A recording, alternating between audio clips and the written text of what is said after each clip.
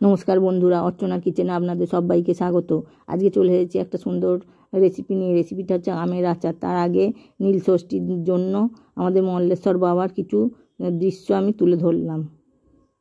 মল্লেশ্বর মন্দিরের সামনে এই ফুল বিক্রেতাগুলো ফুল বিক্রি করছে এবং তাদের কাছে ধূপ বাতি সবই পাওয়া যায়।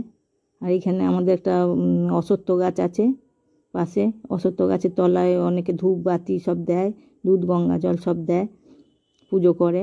অশ্বত্থ গাছ বিরাট।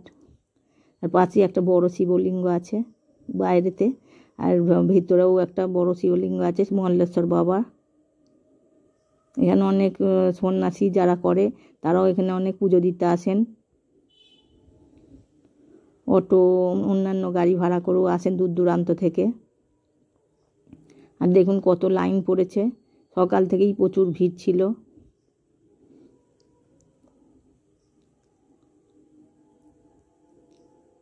আমি 12টার সময় পুজো করতে গিয়ে বাড়ি ফিরেছি 2:30-এর সময়। প্রচুর ভিড় ছিল। প্রত্যেক বাড়ি বাবার পুজোর সময় প্রচুর ভিড় হয়। এটা রামনগরে অবস্থিত, তারকেশ্বর রামনগর।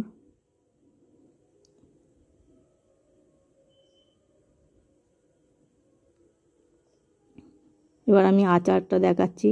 এগুলো আমি আমাদের নিজের গাছের কচি আমের আচার।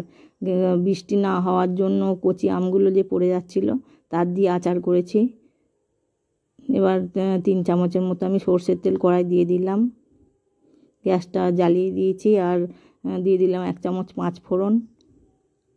আর দিয়ে দেবো 3-4টে কাঁচা লঙ্কা। আপনারা চাইলে এখানে শুকনো লঙ্কা দিতে পারেন।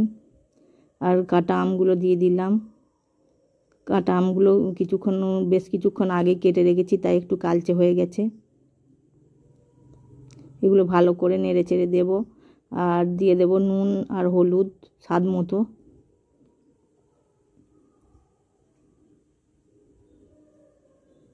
নুন হলুদ দিয়েও ভালো করে নেড়ে চেড়ে নেব।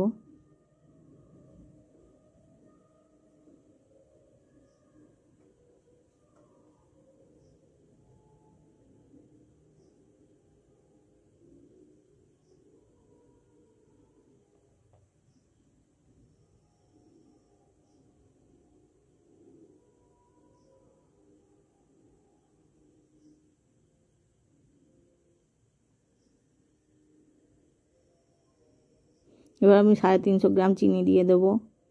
চিনি দিয়ে ভালো করে নেড়ে চেড়ে নেব। আপনারা চাইলে গুড় দিয়েও করতে পারেন।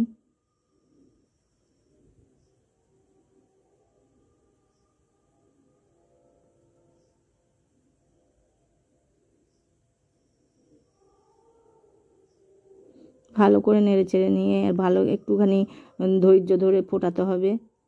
যে চিনিগুলো সব গলে গেছে।